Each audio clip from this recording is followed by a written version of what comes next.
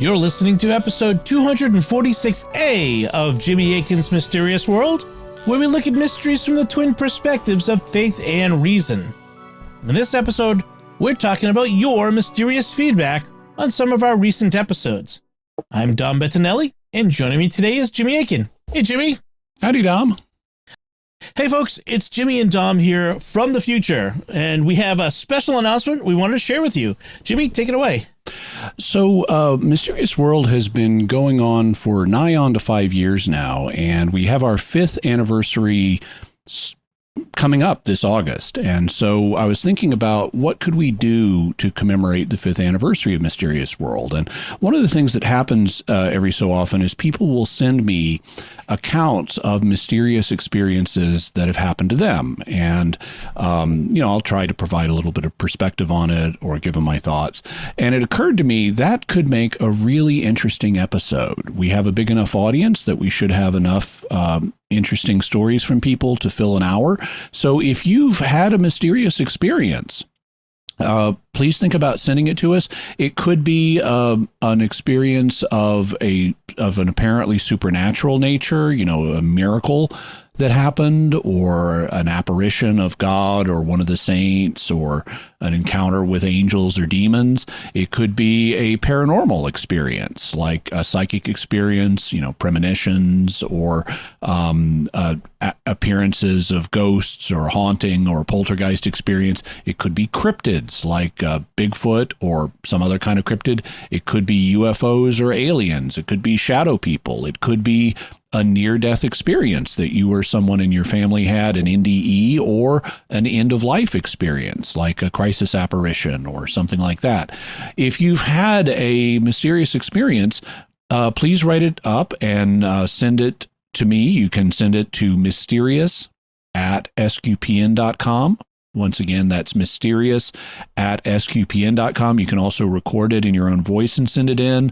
And even if you've already sent it in the past, if you send it now, that will tell me you're interested in potentially having it in our 5th anniversary celebration. And I don't know that, depending on how many we get, I don't know if we'll be able to use all the ones we get, but I'd really appreciate hearing from the audience, and I think the audience would appreciate hearing what their fellow listeners have had happen to them that was mysterious. So thank you. Excellent. Yeah, that'll make a great show, folks. So we look forward to receiving all of your feedback and your stories. And like Jimmy said, you can send it to any of the usual feedback locations, addresses that we have, and we'll use that in the show. Thank you. And now back to the show. So let's get right into our first bit of feedback. This comes from Ellen from Maryland on episode 203 on the animal afterlife. And here's what Ellen has to say. Hi, Jimmy and Dom. Thanks so much for your podcast on animal afterlife. I really enjoyed it. It's so great to be able to give somebody a podcast when they're grieving over a lost pet. I actually live in La Plata, Maryland, which is right down the street from the historic Port Tobacco Village. So I really loved that you covered the blue dog legend. I wanted to add a couple things. That Port Tobacco is actually a larger area than just that small historic village. There are many homes there. I have a friend who grew up there. And 2 things about it that I thought might add to the podcast is that there is a restaurant called the Blue Dog Saloon there. Has excellent food, features the legend on its menu and in its artwork. Really cool local stop. Also, Port Tobacco is home of the longest continually operated Catholic church in the United States, called St. Ignatius Chapel Point. It is a beautiful church with really cool history, and it has the latest, for residents who live close to it, has the latest Sunday Mass time in Charles County at 6 p.m. So we always know we've got that one in case we miss the others. Thanks so much. Bye-bye. Well, thank you very much, Ellen. I think we mentioned the Port Tobacco Inn restaurant in the episode itself, although I could be mistaken. But it's cool to have some additional information about the area, and thanks so much for letting us know. Excellent. So our next feedback comes from Matthew on our Discord community, and he writes, I've recently been randomly listening to Old Mysterious Worlds and came across the weight loss episode. And paraphrasing, Jimmy said that putting USDA in charge of nutrition guidelines is like putting the fox in charge of the henhouse, which I can agree with, but I think it goes back further and is a bit more complicated. The Farm Bills and USDA's control of commodities was a post-World War II development that started in 1949. During the draft of World War II, the young men that were coming into the military at 18 had yet to achieve their full growth and fighting weight, so the military not only had to train them, but also had to feed them up. From the very beginning, the Farm Bills have mostly been a cheap food and school lunch bill designed to get protein, meat, and starch, bread, into the mouths of the youths, so by draft age, they just have to be toned and trained. And these policies have evolved, but basically stayed in place through the Cold War and into the present. The current nutrition titles in the Farm Bill account for 76% of the outlays. Those include school lunch, WIC, and similar low-income nutritional supplement programs. Well, thank you very much, Matthew. I haven't researched the history of the school lunch program and how it relates to all this. These days people have just hear USDA food guidelines and they assume that without really thinking that the USDA must be some kind of authority on, medicine and diet and what people ought to eat. When in fact it's not. USDA stands for United States Department of Agriculture. So this is not a group of medical experts, at least not institutionally. That's not its function. It's not like the CDC or something like that. Instead, it's an industry-based group. And because of a phenomenon known as regulatory capture, what tends to happen with government agencies is the people in an industry end up getting their people into the agency that regulates that industry, and thus they can introduce policies that are favorable to the industry, and they have therefore captured the regulatory agency, which is why it's called regulatory capture. And the USDA has been regulatory captured by Big Food, the same way other agencies have experienced regulatory capture. And so it's USDA guidelines historically for what people ought to eat theoretically are really based on industry preferences rather than actual medicine. And they have just been kind of prettied up to make it look like they're medically based when in fact they've been horrifically bad for the American public and have not been science-based and have increased things like obesity and diabetes enormously in the United States. So, yeah, I think it's a fox guarding the henhouse situation, but the backstory about World War II and the Cold War and trying to make sure that American fighting men were up to fighting weight when they joined the military is an interesting backstory. I'd love to learn more about that. Yeah, and I should point out that Matthew on Discord is a farmer who has joined us on the Secrets of Technology to talk about farming technology. So, hey, cool. So he'd know a bit about this area. That's his area of background. Yeah. So our next feedback comes from Lukasz Wadnik via email, who writes, Hi, Jimmy and Dom. I found your show a year and a half ago, and since then I managed to listen to almost all of your episodes, and each week I'm now looking forward to new ones. During my studies of dogmatic theology, I learned that after the fall, people lost their supernatural gifts and graces. But it was not so simple that we lost only supernatural grace, but our natural gifts as well, as will and reason were harmed as well. It was explained that our loss of these gifts was akin to a paper being ripped in a jagged way. At the point of the rip, there are valleys and hills, where valleys are where our nature was harmed in its natural gifts. However, here we come to my theory at last. What about those hills? Are they places in us which retain some of the supernatural gifts given us by God before the fall that could correspond with things like Aquinas' natural prophecy or even things like remote viewing? Thank you for your response. So thank you, Lukasz. The idea that we had abilities that we no longer have is more of a theological opinion. It's not church teaching, but it is a very common opinion. And if you read St. Thomas Aquinas, he thought humans basically had superpowers before the fall. The idea that that modern psychic abilities may be a remnant of preternatural gifts from before the fall is something that has been explored by Catholic parapsychologists. In fact, in particular, there was a 20th century Catholic parapsychologist named Father Alois Weisinger, and we'll have a link to his book, Occult Phenomena in Light of Theology, where he talks about how he thinks the various psychic abilities that people display today are, in fact, things that would have functioned more powerfully and more reliably for us prior to the fall of man, that they're just native parts of human nature.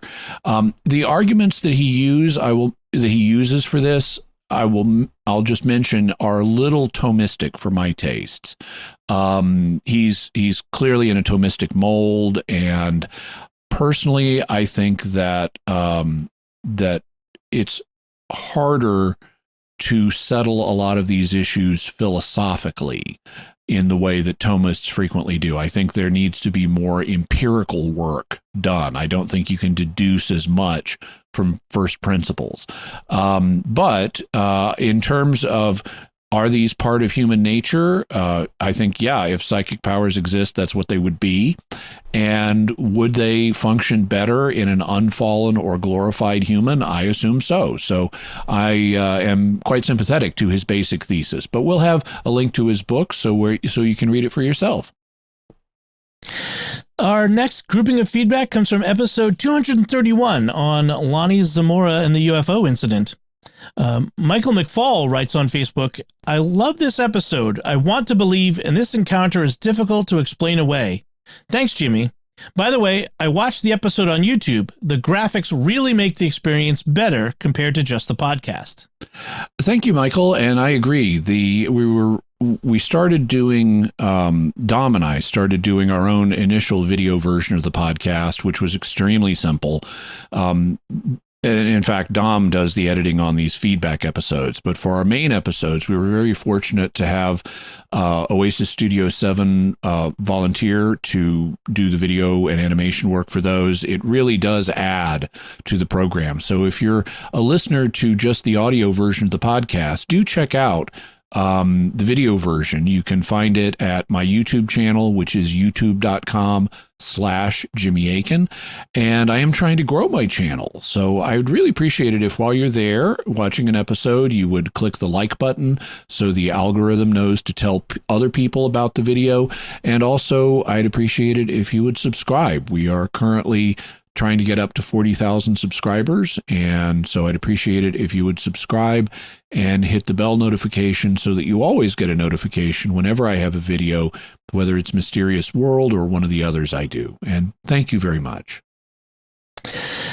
Don Franco writes on Facebook, "Great podcast, and I particularly like this episode. I have 2 questions. The officer's glasses fell off. Could he report accurately what you couldn't actually see? Being unable to see clearly doesn't give weight to his testimony. Also, he could have been under the influence? A wee dram on duty here and there could lead to impaired cognition." Well, so in terms of glasses have different functions. People wear them for different reasons. Sometimes because they're nearsighted, which means they have trouble seeing objects at a distance, and sometimes because they're farsighted, which means they can see distant things just fine, but they have trouble seeing things that are close up.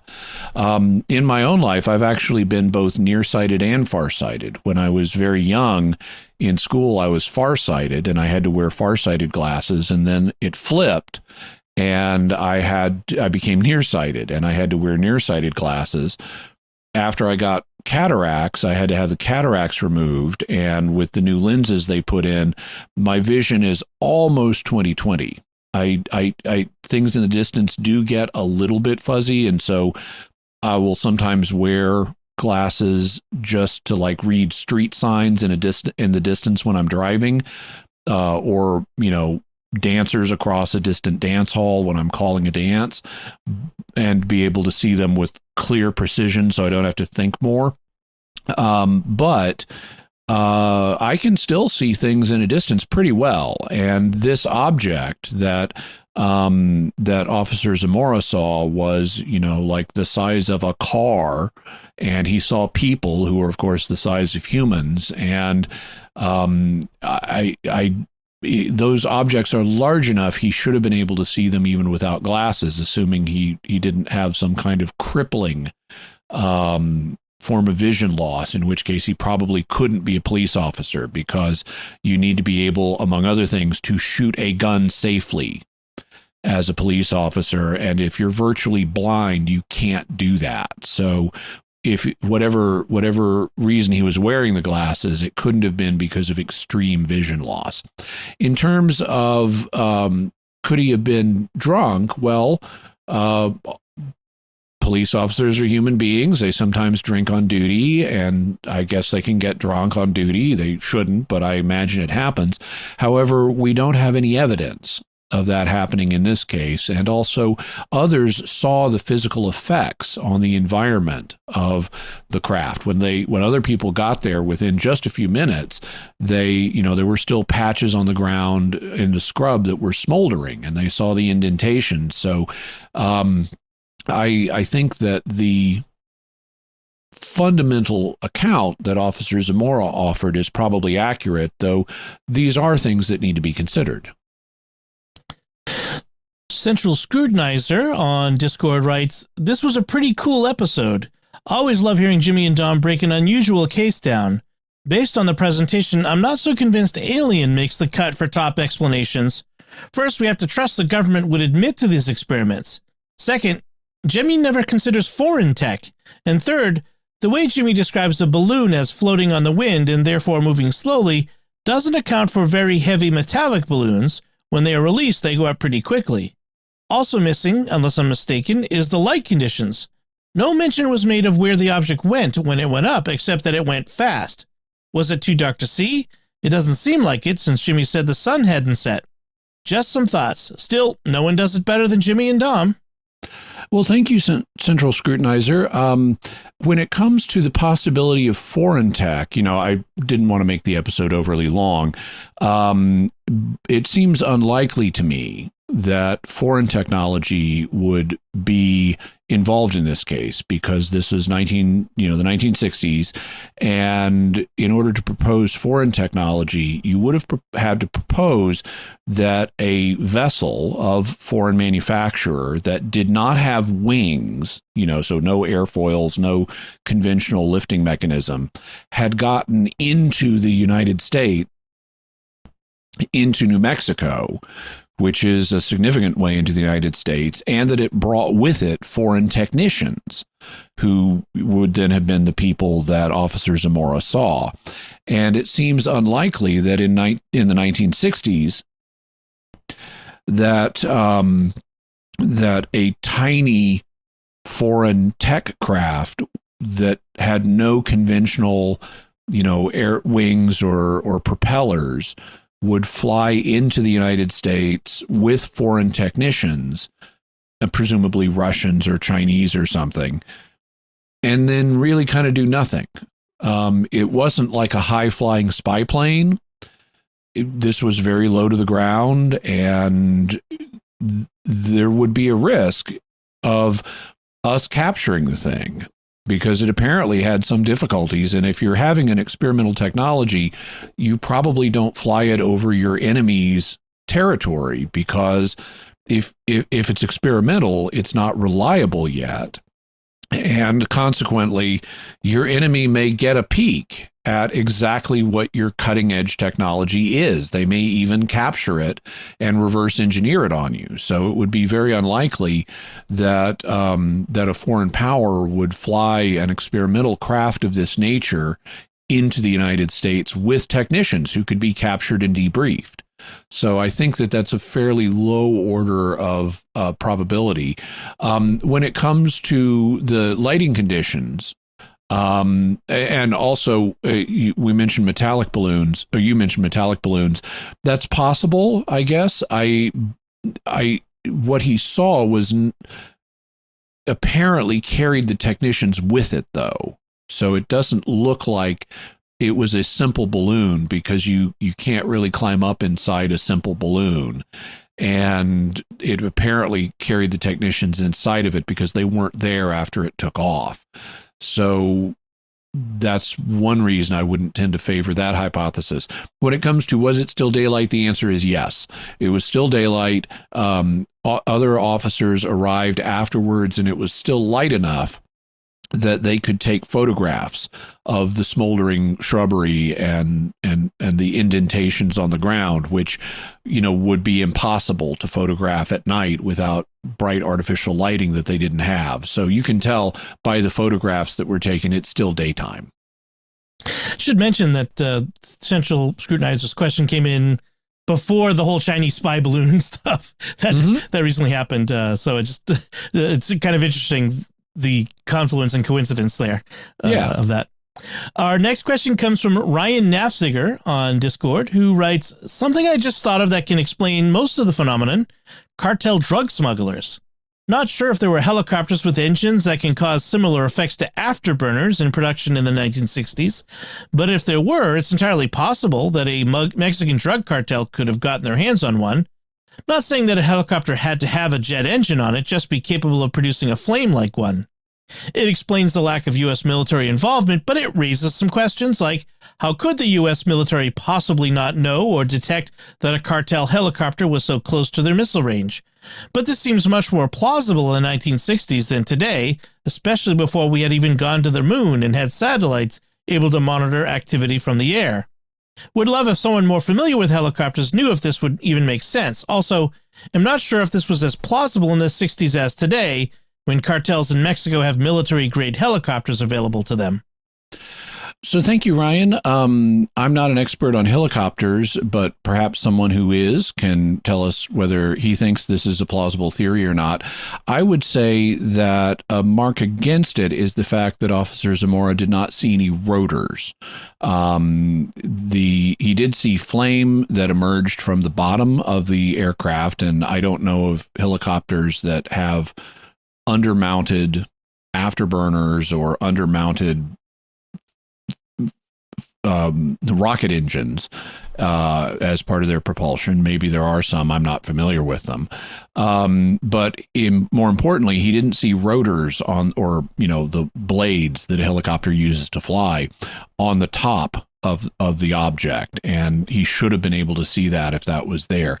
Also, drug cartels in Mexico before the war on drugs were not nearly as economically developed as they are today. This was the early 60s, and the drug craze had not kicked off the way it later did in the later 60s, and the modern economic system of the drug cartels had not become as powerful as it is now. And so because of the lesser economic development, I would suspect that Mexican drug cartels would not have this type of craft available to them. Then Charles Buxton writes on YouTube, number 1, the red insignia on the oblong object is composed of A, an overhead arc surrounding on 3 sides, B, an arrow pointing up that is atop, C, a horizontal baseline.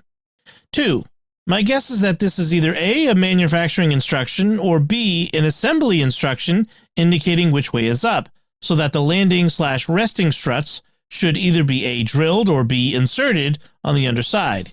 Its English translation would be, this end up.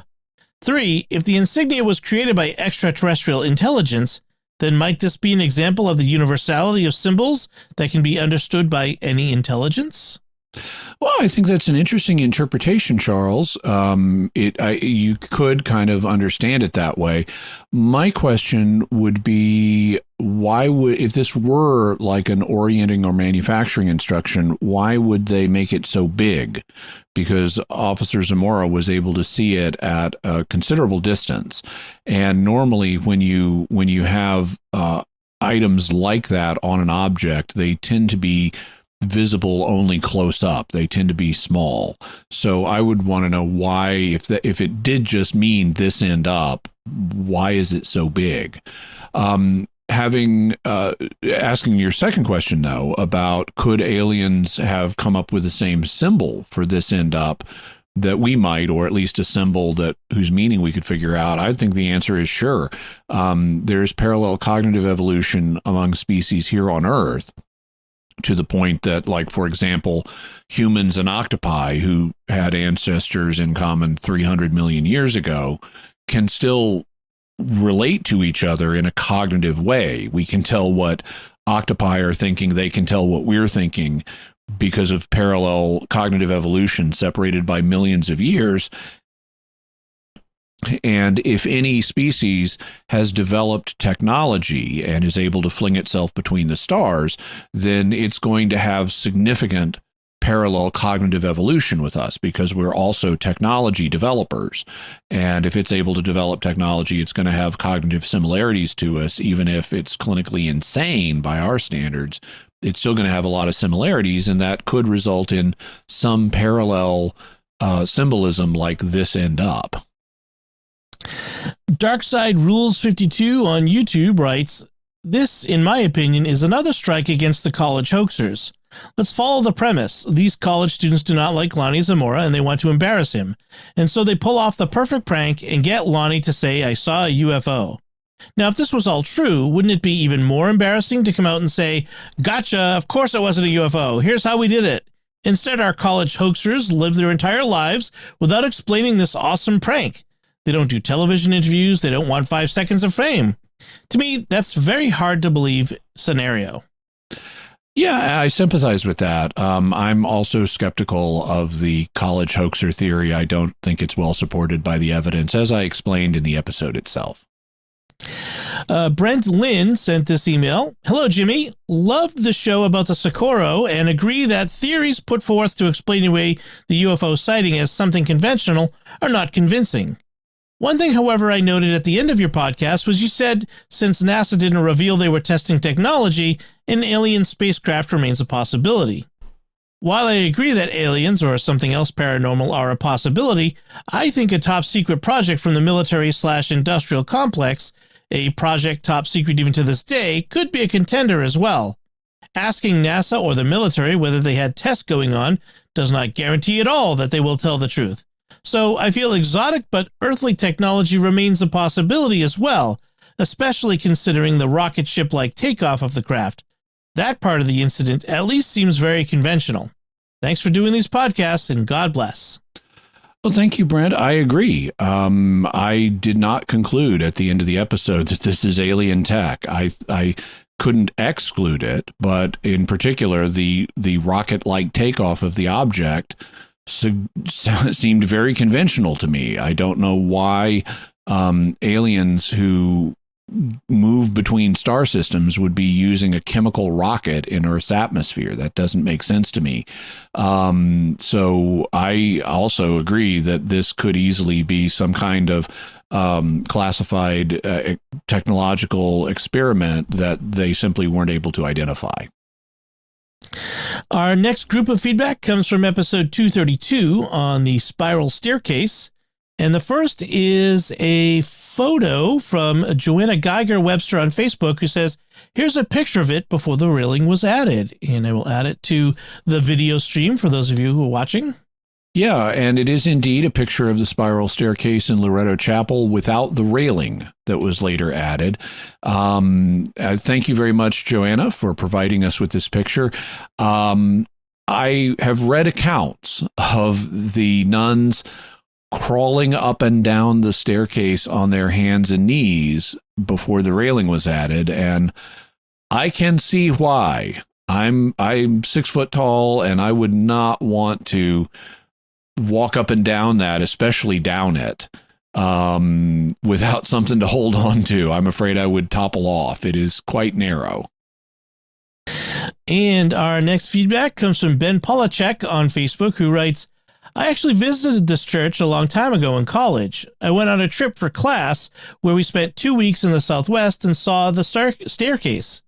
I love New Mexico itself, and there are not only lots of mysteries there from Roswell to Loretto Chapel, but even smaller Catholic-related ones like the Sanctuary of Chimayo north of Santa Fe, where people often take sick children to be healed, and apparently if you eat the dirt from there, you'll be healed of illness.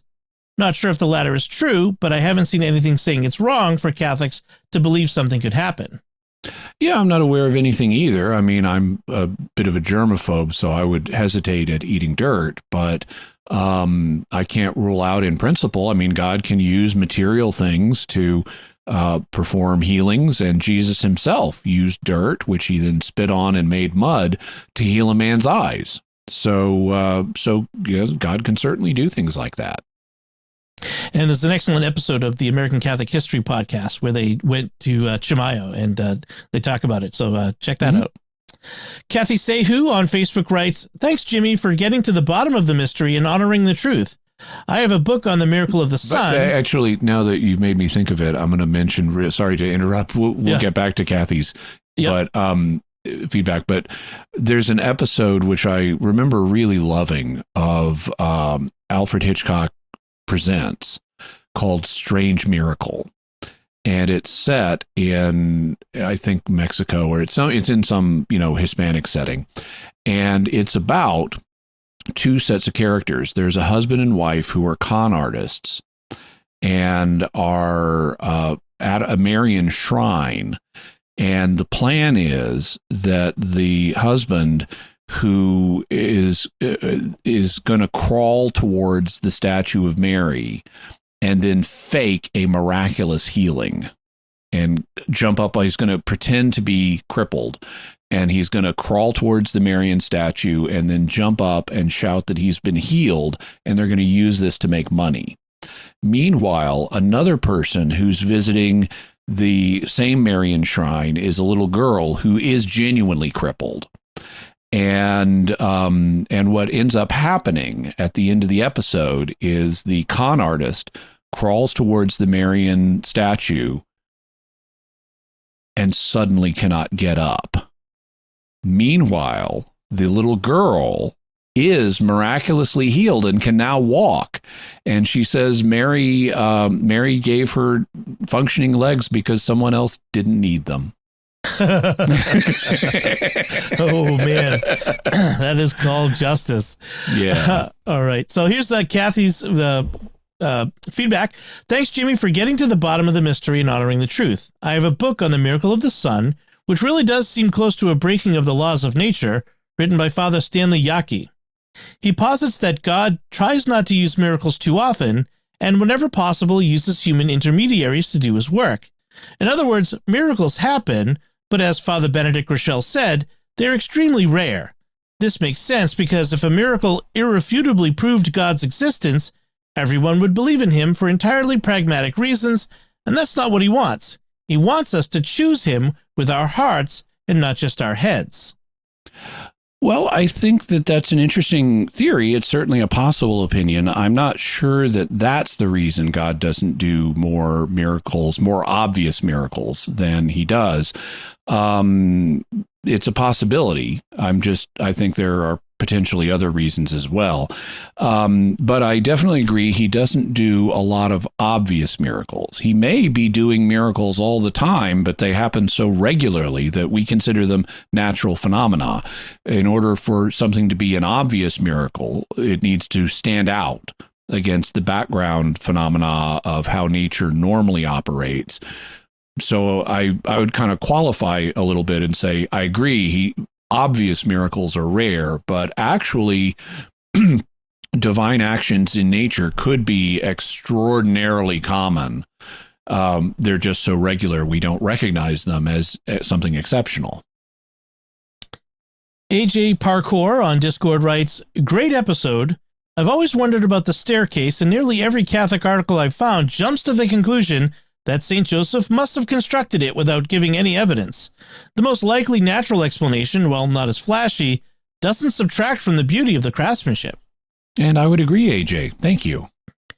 G. McFly on Discord writes, "I recently read a popular consecration to St. Joseph in which the staircase was, in as many words, cited as a total apparition or miracle, with no other explanation offered. I agree that the only possible supernatural connection is that maybe a novena was said, and the prayer was answered via natural means. Quite a far cry from St. Joseph himself rolling up with a magical cartload of Jerusalem pine and creating a physics-defying engineering marvel before teleporting back to another dimension. Though that would be cool. That would be cool. What I read was published in 2020, so it's not as if information wasn't available. Some Catholic publishers have the best of intentions, but sure could be helped by upping the budget for editors. There's plenty to love about St. Joseph without tying the whole devotion to a legend that's less credible than a Bigfoot sighting. Really a disservice, in my honest opinion. Thanks to the podcast for the clear, critical examination of the evidence. St. Joseph, pray for us. Thank you, McFly. And I agree. I see a lot of similar, presentations in Christian media and Catholic media where miracle stories are accepted without any cross-examination. And I think it's important that we do the cross-examination because that will let us accurately understand what the causes of specific things in history have been. Sometimes it's going to mean that we can't establish a genuine miracle. Sometimes it may be a providential miracle, like you need a staircase and you pray and you get one, but through natural means. And sometimes it'll be an extraordinary miracle. But it's important that we not just accept claims without cross-examining them. And I agree, not enough people are doing the cross-examination. And also, I agree, St. Joseph, pray for us. Yes. CR15 on YouTube writes, while the explanation may be this boring and mundane, something seems off about Cook's conclusion. So a bunch of guys in France made a prefabricated spiral staircase that happened to fit in Loretto Chapel with the exact specifications required and had it shipped off all the way to a territory getting raided by Apache Indians? Other examples of similarly designed and styled staircases in France? So Bishop Lamy paid roughly $5,000 to an aloof French immigrant to build an out-of-place spiral staircase because the nuns didn't want to climb a ladder? That sounds utterly absurd. Well, if it sounds that way, then okay, but that seems to be the solution that the evidence supports. There apparently are similar staircases in France, and the amount that was paid was $150 then, or $4,400 today after the inflation the government has caused. And $4,400 today is not an unreasonable amount for part of a church building fund. I mean, people would pay that much money for a staircase today. So the story doesn't sound as ridiculous or absurd to me, but you're entitled to your own opinion. And then, Tim, I forgot how I'm supposed to say your last name, but I think it's Tim Lucchesi on YouTube. I got called out on this last time I said it. I know I didn't say it that way, so I'm going to guess this time it's Tim Lucchesi. We'll get there eventually. We'll get there. Tim's a regular commenter. He is. He says, please make historical headlines a regular part of the show, even if it's just a couple of them. I've always loved finding those online, and this was just fantastic. Historical headlines and articles really put a story into context. Thank you, Tim. I'm glad you enjoyed them. I enjoyed doing them too. And at least in stories where I use newspapers for research purposes, I will try to do that. I got a subscription to newspapers.com a while back for research purposes. Sometimes you'll hear me quoting newspapers because I'm getting the quotation out of a book, in which case I won't see the ads. Like, for example, right now I'm working on an episode about the mystery airships of the 1890s, and I have books that reprint newspaper articles from the period, but they don't reprint ads from the period. But when I actually have to go and use newspapers from the period themselves, I will try to include some advertising from the time, because I think it does add a nice cultural, historical context to the show. And Baksatet on YouTube writes, not a big fan of using the audio from the radio show so much. I prefer just Jimmy and Dom doing the voiceovers. Still, a great episode. Well, thank you, and that's a nice compliment to Dom, and who does most of the reading on the show. I do occasional bits, but I like to let Dom have his chance to shine on the show. And I also, though, like being able to present evidence in the voices of the original people. And so I know it was a little bit hard to hear, but we played some audio of Officer Zamora. Oh, I'm sorry, that's the previous episode. We had, testimony from like some of the nuns who were working who were part of the order today, recounting the stories that were told by their forebears.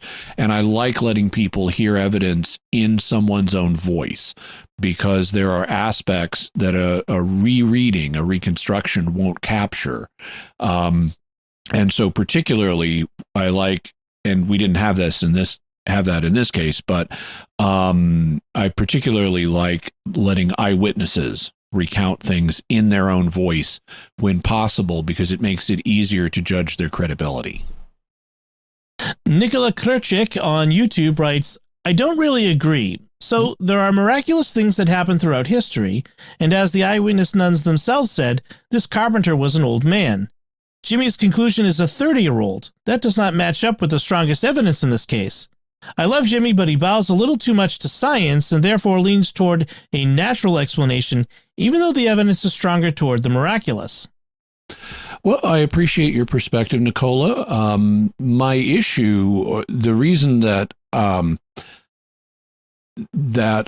I don't find the particular argument you named convincing is because I don't have good evidence that the nuns at the time said that the man was elderly.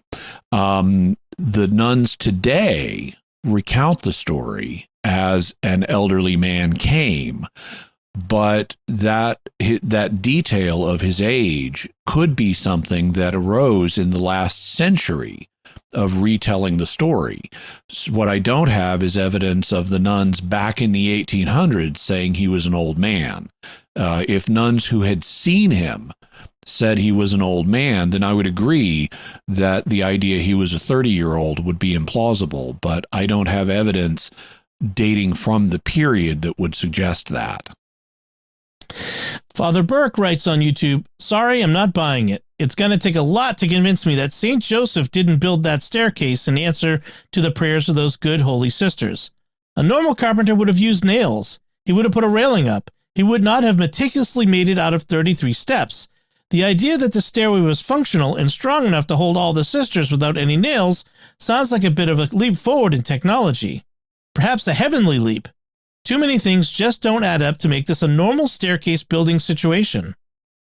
Well, Father Burke, I never ask people to agree with me. I just present the way things seem to me, and you can form your own conclusions.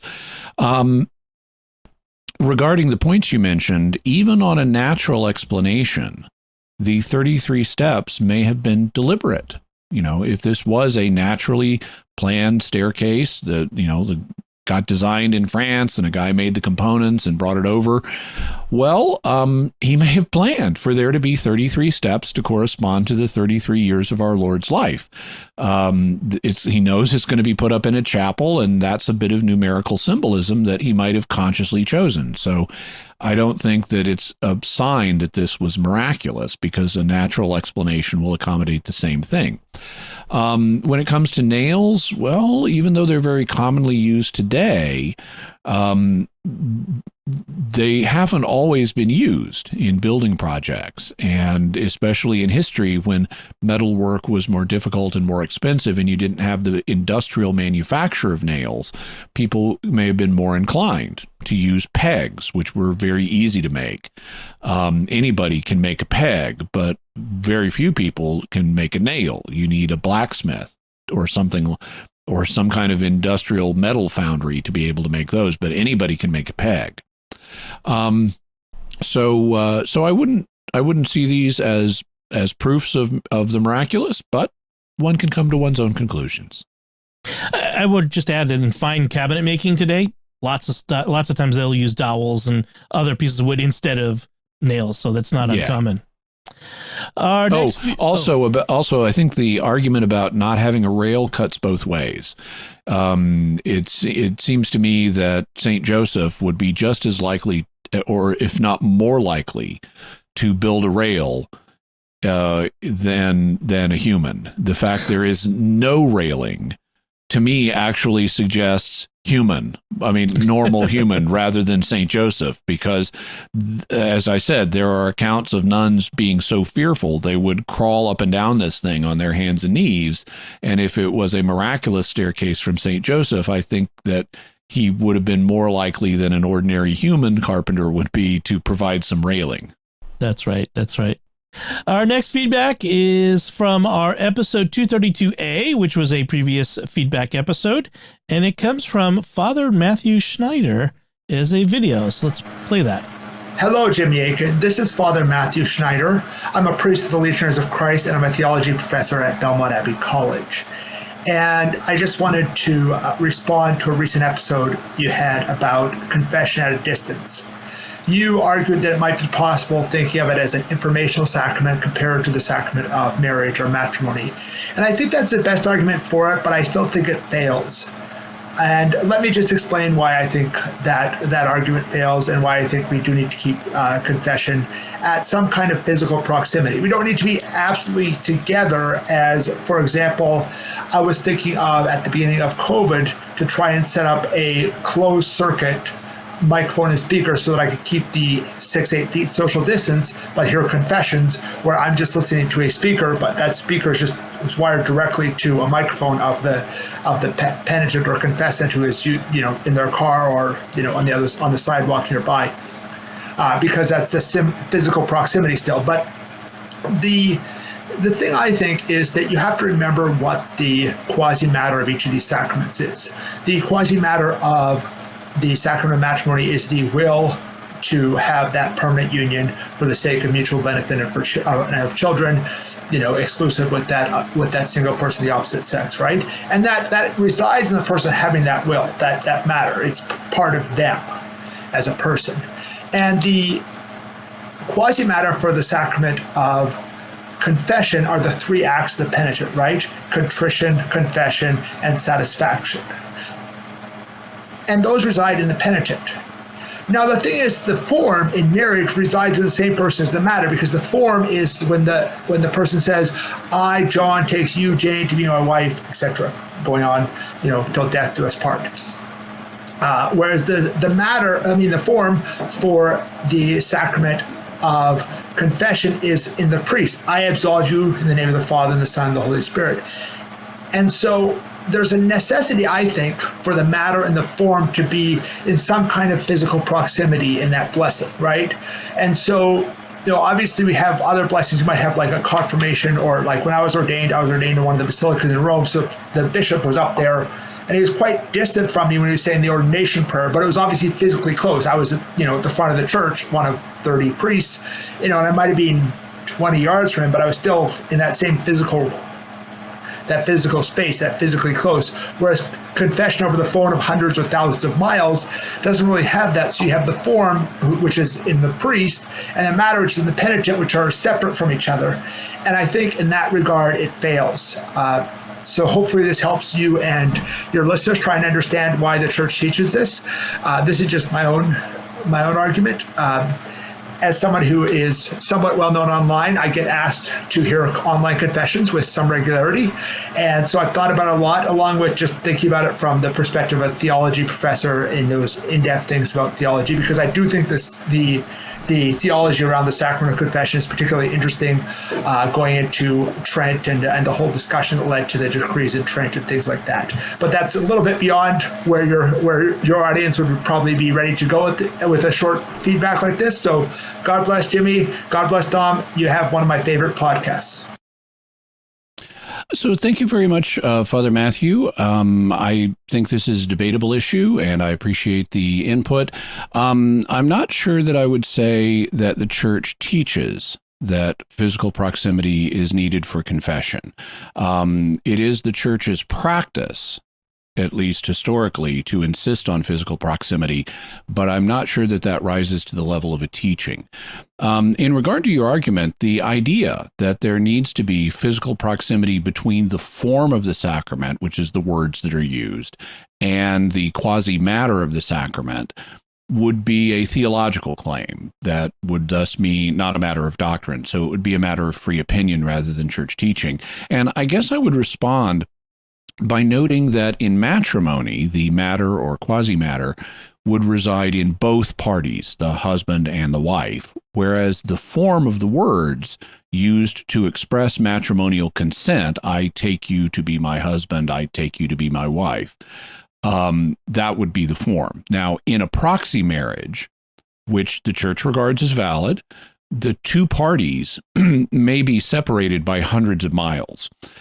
You then send a proxy on your behalf to express matrimonial consent on your behalf. So during the marriage service where the marriage is contracted, the expression or the form is given by your proxy. And that form is separated from you who are not there by, say, hundreds of miles, but the quasi-matter resides in you. So it seems to me that in the case of a proxy marriage, the expression of the form by your proxy and the possession of the quasi-matter by you are separated by a great distance, and yet this is regarded as valid. So it seems to me that the same thing should be possible between the priest and the penitent in confession. I, as the penitent, could have the quasi-matter of contrition, confession, and absolution, or contrition, confession, and satisfaction, and you, the priest, could have the form separated distantly the same way the form and matter are separated distantly in a proxy marriage. At least I would be inclined towards that view. I didn't realize that you regularly get requests to hear confessions online, but I'm glad you don't honor these requests. The NSA and the Chinese Communist Party do not need to know what people's sins are. Right. So our next feedback comes from Kathy from Memphis. It's audio feedback, and here it is. Hi, Jimmy and Dom. This is Kathy from Memphis, Tennessee. I love your show and just finished listening to your most recent feedback episode, which posted on a Wednesday. While I love having that extra episode, I have to admit that for the next 48 hours, I will be thinking that since I just listened to Mysterious World, it must be Friday. However, I'm willing to categorize that as a first world problem and work my way past it.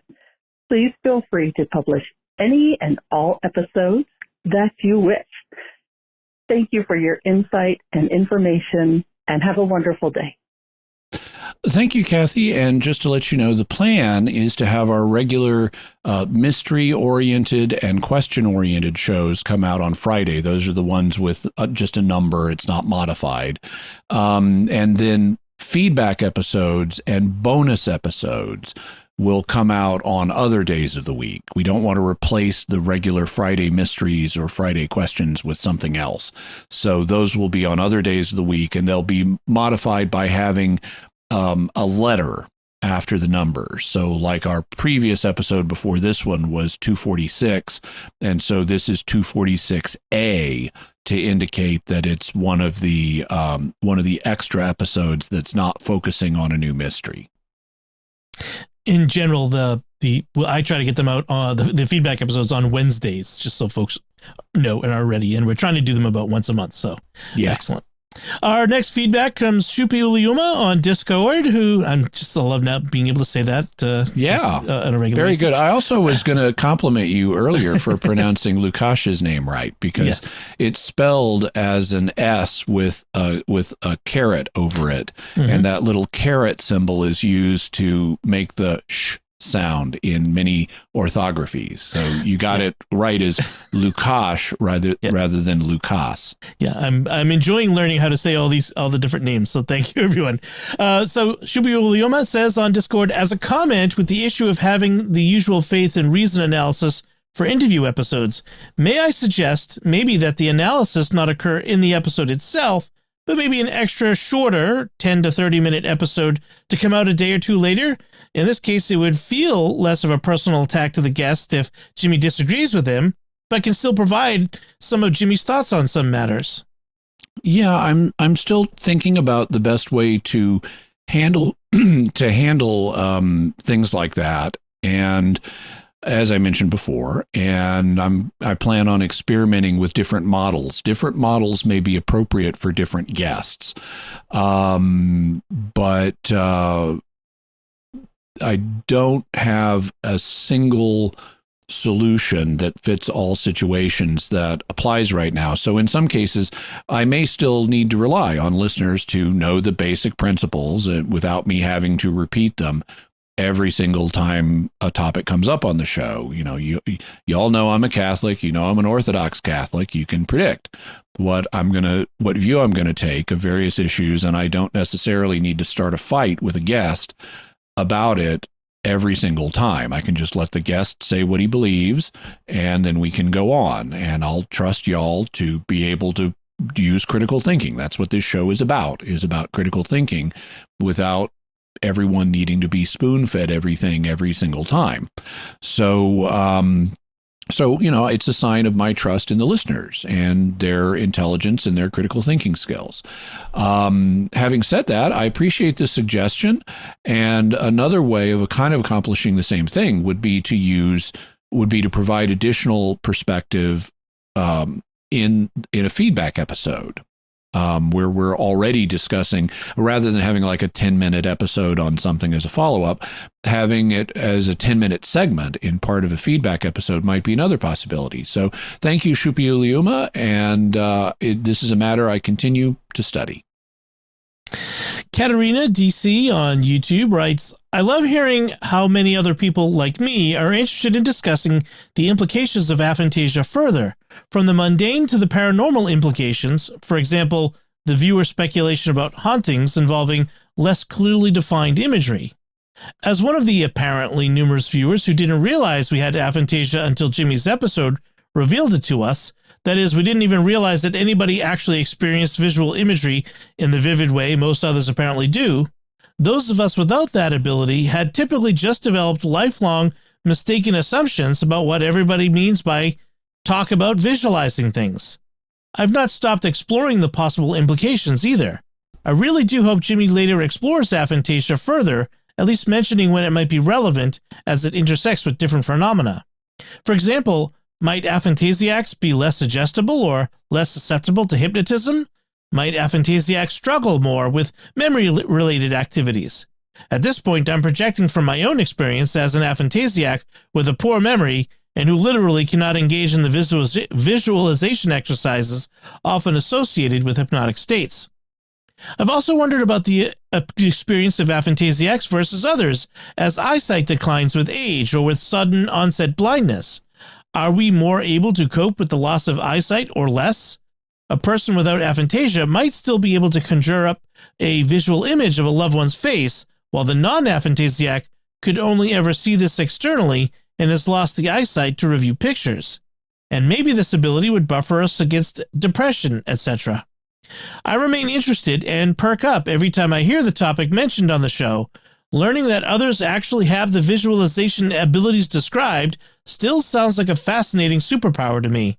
And realizing that the majority of people have it, whereas I don't, just opens up a fascinating box of questions about what else in our society many take for granted that everyone can visualize, when some of us can't, but didn't realize anybody could. It's just super interesting. Anyhow, I guess the length of my comment makes my main point, which is how interesting I find aphantasia and how much more I'd like to learn about it and see it discussed. Thank you, Katerina. And before I respond directly, we also have a bit of response from our feedback coordinator.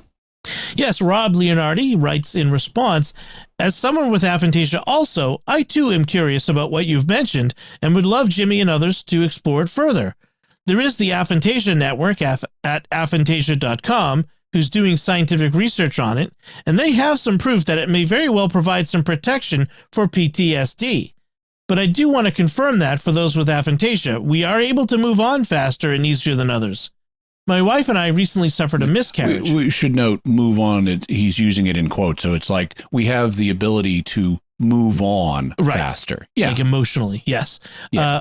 My wife and I recently suffered a miscarriage, and I had to understand how my wife was able to visualize our daughter playing with our other kids.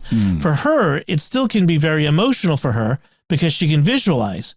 But being able to understand how aphantasia affects me helped us grow closer together as a couple because I learned to be more empathetic, and my wife was able to understand that I was not trying to be, for the lack of better words, cold-hearted.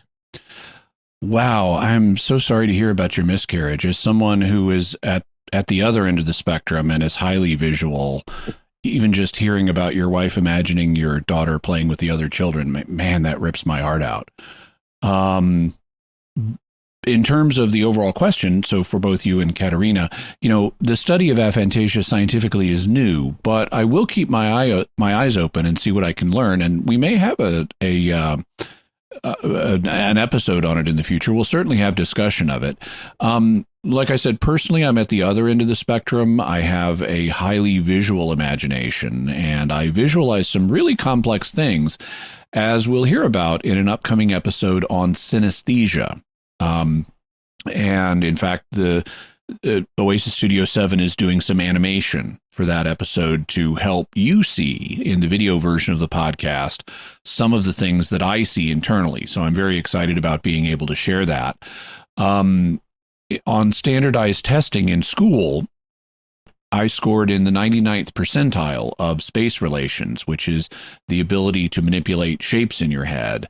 And I apparently have quite a good memory for sounds and conversation. So that indeed may cause more problems for me than someone with aphantasia in terms of ruminating on things or having a harder time moving on from things that our aphantasiac listeners may have. So there are costs and benefits to everything, and having a highly visual memory or highly visual internal experience may cause problems for us that other people who don't have that same characteristic may not face. So good point.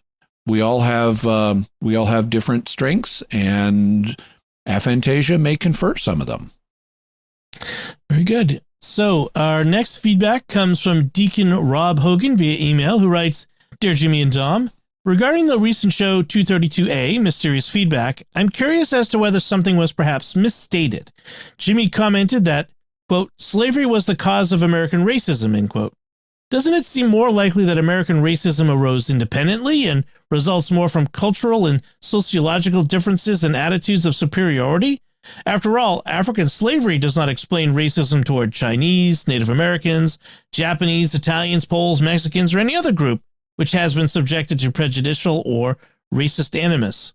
And hostile attitudes toward those of different color or tradition dates back even to the Old Testament. I had to back up the recording when I heard Jimmy say that slavery was the cause of racism in America. It was to be sure I heard right. Could you explain what you meant by this startling conclusion? It seems more likely that slavery was accepted due to pre-existing racism and that slavery increased feelings of racism. It's too strong to conclude that, if it wasn't for slavery, we would not have racism. Best wishes to you and the rest of the team. I love the show."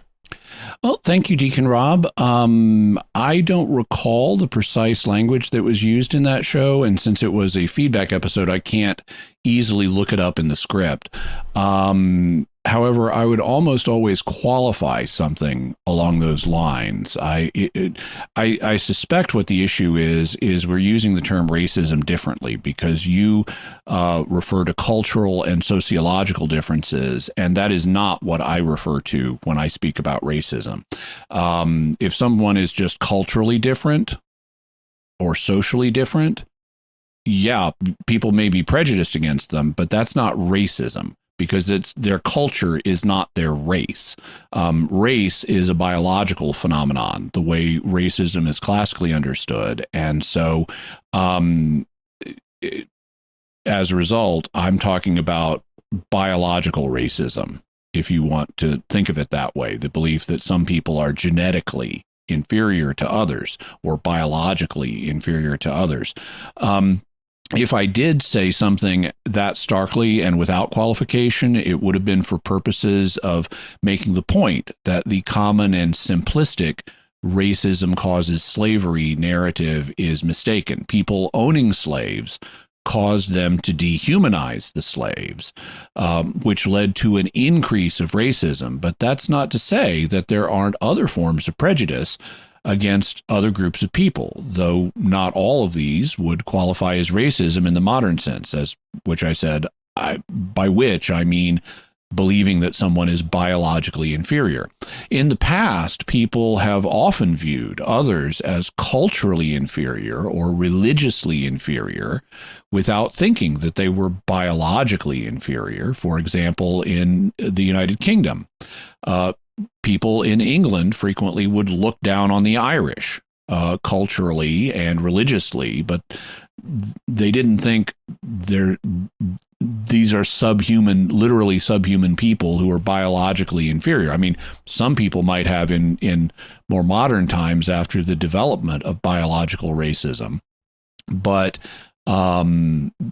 just because someone was different from you and you thought, well, I've got a better culture or I've got a better religion or I'm from a better social class, didn't mean you thought that there was something biologically wrong with the other person. And so I would distinguish between cultural presence and prejudice and class prejudice and religious prejudice from racial prejudice, understanding race as a biological phenomenon.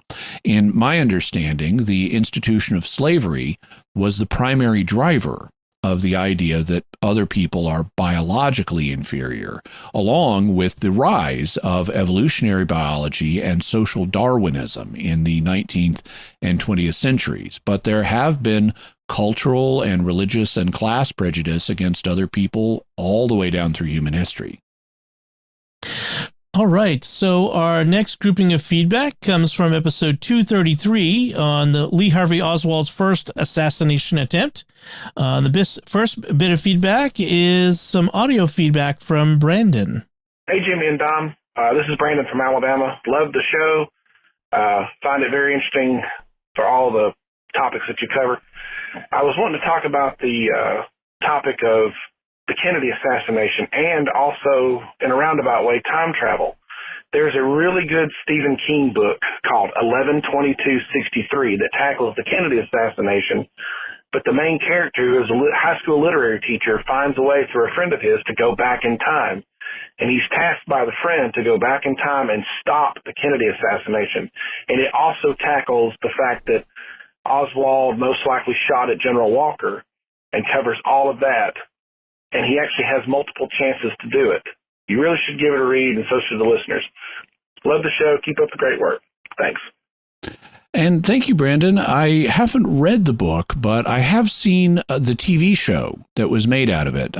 Someone made a miniseries out of it, and I remember being a Kennedy assassination student. I was interested, and so I watched the miniseries, and I enjoyed it. It was just called 1963. As I recall, just like the book, and it was well done.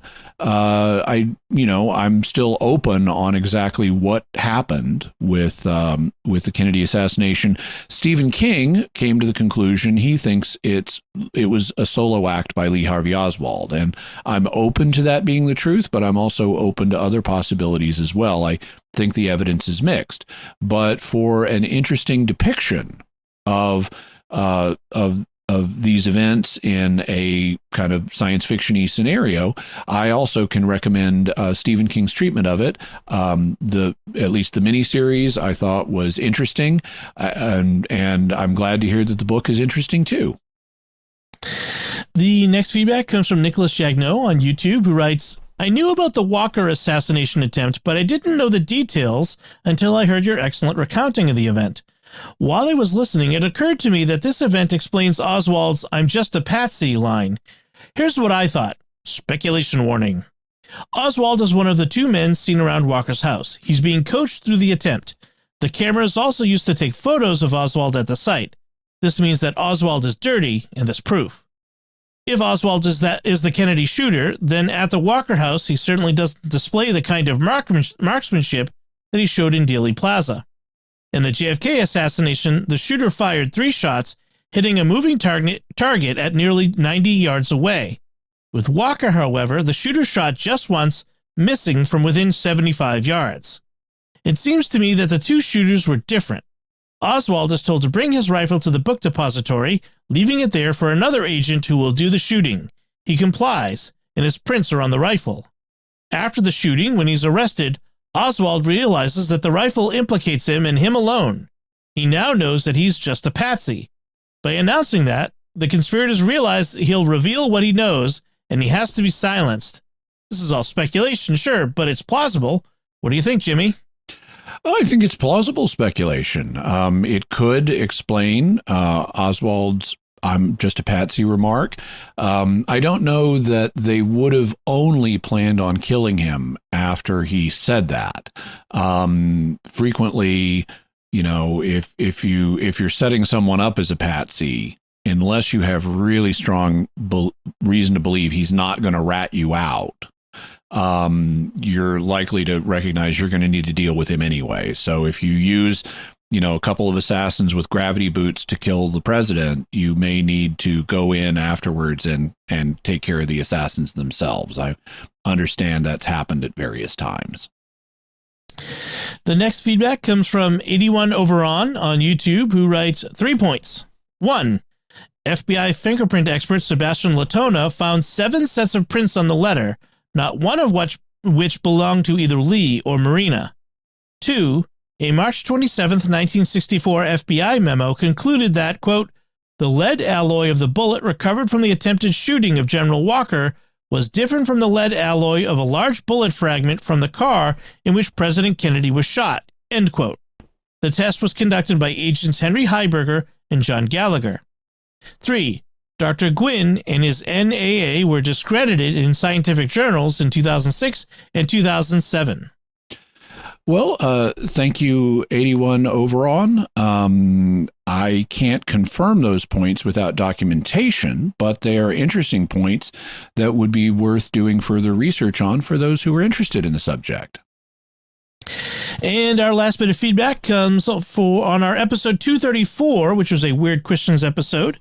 Tom Reichart on YouTube writes, in regards to the answer to the question about Down syndrome and the afterlife, other examples of the ability to manifest in the form of our choosing, as long as it conforms to the will of God, are the apparitions of Jesus and Mary. Mary has appeared dressed in different heavenly garments in various races, but always as a young adult, even though she was older while in this life. Jesus has appeared as an infant, child, and adult at different times. And that's true. Mary also has altered not only her dress, but her, and as you say, her races, in order to project a different image to relate to people and be able to bring them to her son better. Also, we see something similar in parapsychology, in parapsychological apparition cases where the spirit of a departed person is apparently manifesting in a situation. They are frequently reported as appearing in clothes that they wore during life, but not always. There's an episode at a site, there's an incident or series of incidents at a site in California known as the Moss Beach Distillery involving a woman who was apparently murdered on the beach and has subsequently appeared at the Moss Beach Distillery. She's sometimes referred to as the woman in blue. And originally she apparently was seen wearing clothing that was specific to the period when she was alive. But then she had a conversation with someone about modern fashion and changed the clothing that she would appear in. And in another case I'm aware of, a ghost of another woman was asked, so you appear in, with different clothing and so forth, what do you really look like? And she said, well, I'm really kind of a ball of energy, but I project these appearances depending on what I'm feeling like that day. Wow. I wish I could project a new appearance. That's depending how I feel. I suspect it will be one of our preternatural gifts in the resurrection. Nice. Looking forward to that. All right, so that does it for this time. You too can send in your mysterious feedback on any of the topics we cover. You can let us know by visiting sqpn.com or the Jimmy Akin's Mysterious World Facebook page, sending an email to mysterious@sqpn.com, sending a tweet to @MYS_world, in the StarQuest Discord community at sqpn.com/Discord, or by calling our mysterious feedback line at 619-738-4515. That's 619-738-4515. And if you want to see the photograph of the spiral staircase without the railing that we talked about on this show, or if you want to see Father Matt's video feedback, be sure, or if you just want to see Dom or me, be sure and go to my YouTube channel at youtube.com/Jimmy Akin. And I am trying to grow my channel, so I'd really appreciate it if you would hit the like button to let YouTube know to tell other people about the video, and if you'd hit the subscribe button and the bell notification so that you always get a notification whenever I have a new video, whether it's one of these midweek Mysterious World videos or something else. And I am trying to grow the channel. I'm trying to get up to 40,000 subscribers right now, so I'd really appreciate it. And thank you. Folks, you can find links to Jimmy's resources from our discussion on our show notes at mysterious.fm/246A. And remember, to help us continue to produce the podcast, please visit sqpn.com/give. Until next time, Jimmy Akin, thank you for exploring with us our mysterious world. Thanks, Dom. And once again, I'm Dom Bettinelli. Thank you for listening to Jimmy Akin's Mysterious World on StarQuest.